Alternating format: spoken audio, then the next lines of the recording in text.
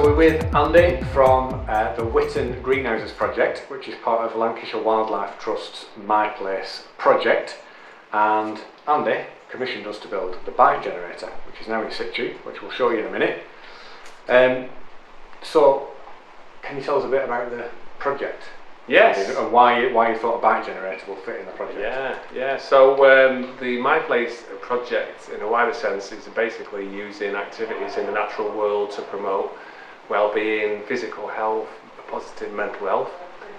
In the Blackburn context, we have taken over these huge, unused, long abandoned greenhouses as a way to grow food, as a way to engage people in being more active.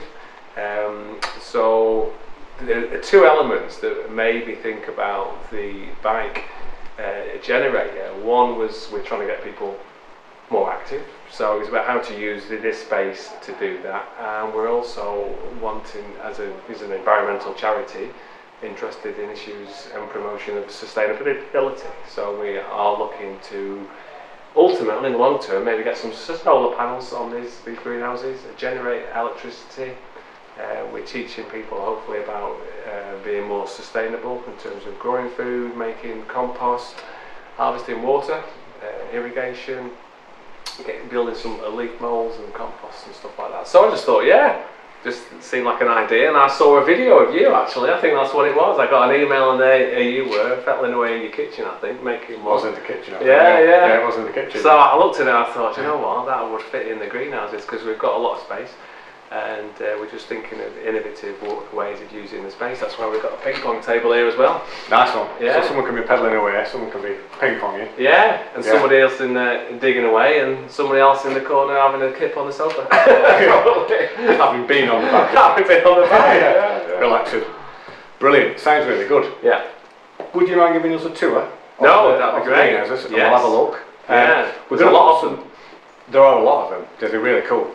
We're going to put links in the description, so if you're interested in the project, there's some really good work. Going on, as Andy says, in terms of mental well-being, green well-being, people being in natural spaces and doing stuff which supports mental health and being able to engage more in the community and that kind of thing as well, and with work, of course. So if that sounds interesting, do check it out. Have a look at the website, have a look at the MyPlace website, and you can find Andy's project on there as well. So let's have a tour. Actually, first of all, we'll show you the bike generator in situ.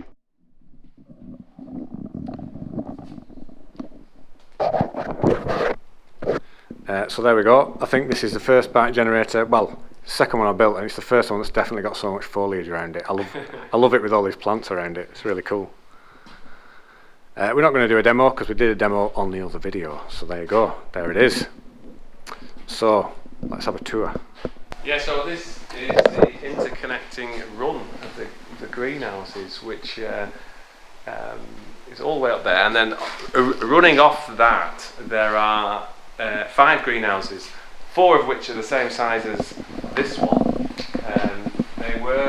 We've only been in here a matter of a few months, and it's been a huge tidy up job. So there was asbestos on all these table surfaces, which has been taken out. So this looks however it looks to you, but there's been a lot of work clearing it up.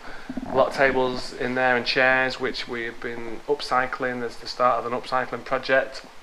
There's some oak steps from a spiral staircase, which are going to be converted into a bookshelf. So you are looking at this reasonably in its infancy stage. But if you follow me, that one is called a winter. We've got 4 double greenhouses, each one spring, summer, autumn and winter. That's the coldest one because it's at the bottom, so that's the winter. And as we go up the slope, we'll go into autumn, which is autumn. And this is the one where we've been having a bit of a do at growing some stuff this year. We've got some runner beans up here, we'll see. Nice one, proper beanstalk. Yeah, it's a proper beanstalk. Tomatoes, chard, we've got some kale which is going to be overwintering, some parsley. We've got this is our prize aubergine. It's here. This is our prize aubergine. Hey, look at that. Little the prize aubergine. Yes. Nice. there'll be a lottery who gets that.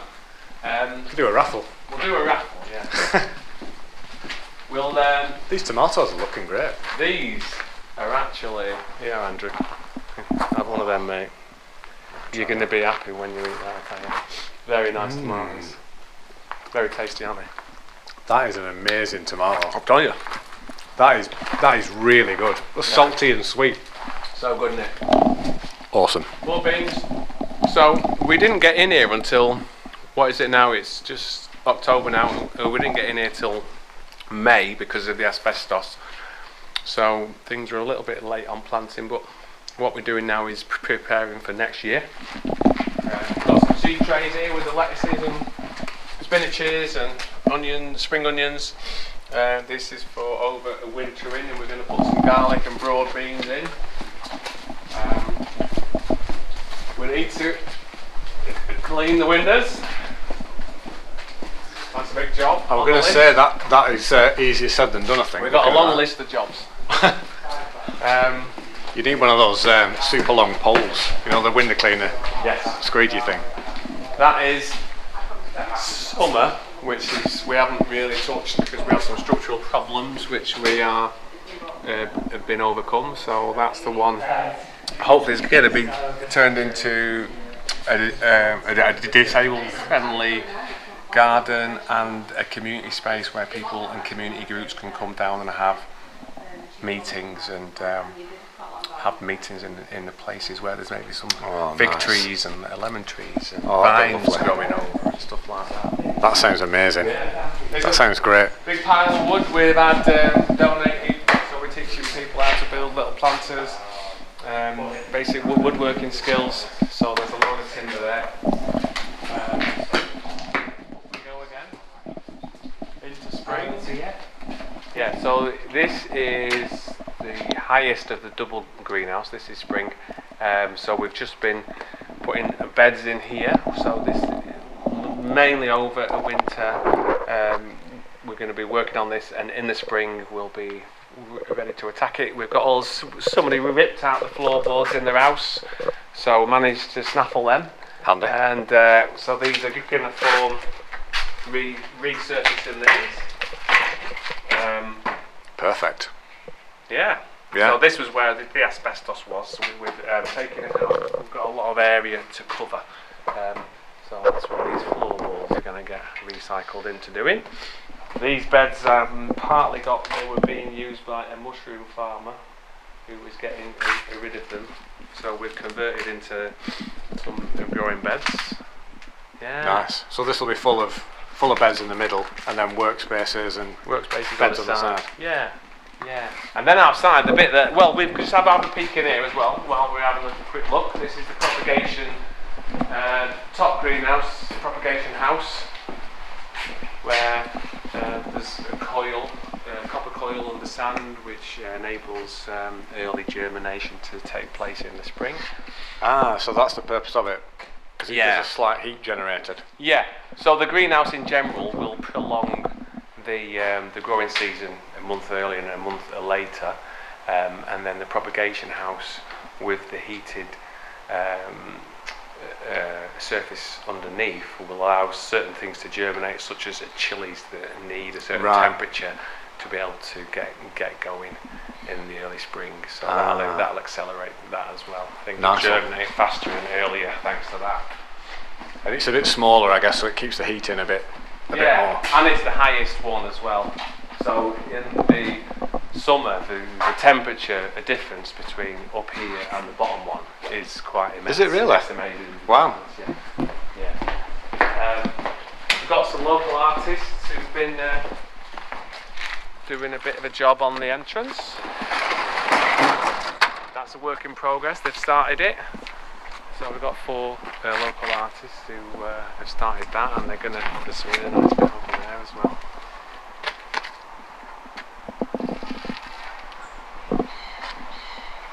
We've had a load of volunteers with constructing a path along the side down there. We have to cut back a lot of vegetation, making a path wheelchair accessible that allows us also to access the guttering, which we're going to be able to clear out to be able to harvest the water, clean the windows, and then we've got all this stone here is going to provide a hard surface in this area where we're going to get some tables, work surfaces outside because it's very hot in the summer inside, and then we're going to get some formal beds outside here.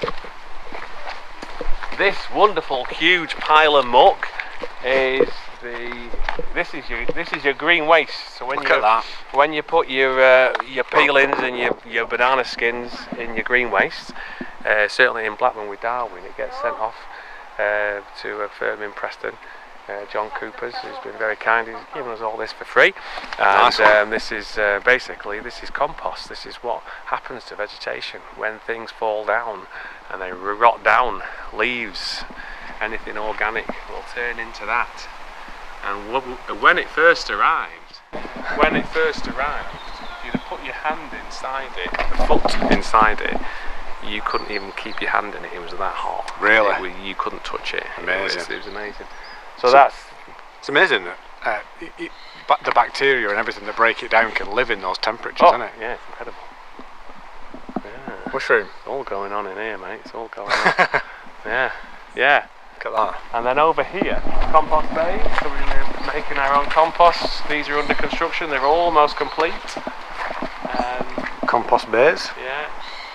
And then this is the bit almost that I feel most excited about. When we arrived here, because it had been abandoned for 12 years, this was full of scrub, what we call it, basically young trees, young willow and birch, because this land, like anywhere in Lancashire, is naturally a woodland, and it was trying to revert to its natural state. It was trying to create a woodland, which is fantastic. But what we want to do instead is actually make a forest garden, what we call a forest garden, which is basically a garden full of perennial fruit and herbs. So you could have a layer of apples and pears and damsons, and then your fruit bushes, your currants, your raspberries, your gooseberries, and then your fennels, your parsleys, your marjoram. Yeah. Sort of permaculture. Permaculture. Yeah, definitely. From a pond in there as well, probably. Pond as well. So you've got pond in there. Frogs and stuff that get the aphids and really diverse environment, but an edible environment as well, and really giving people some inspiration. Hopefully, main thing is there's going to be, hopefully, and there already is, a ripples from this place. So it's not just about what happens here; it's about ideas that people get and confidence that people get when they go home, because a lot of people come with a perception that they haven't got green things, I can't do that, but actually it's just about knowledge and confidence, and just giving people a bit of freedom and a bit of an impetus to go and try things at home, really. So it's already happening. Brilliant. On that subject, if people want to get involved here, people are watching, they're local and they're from East Lancs or Blackburn, how do they get involved? How do they they can go onto the MyPlace website, Lancashire Wildlife Trust. There's a self-referral form.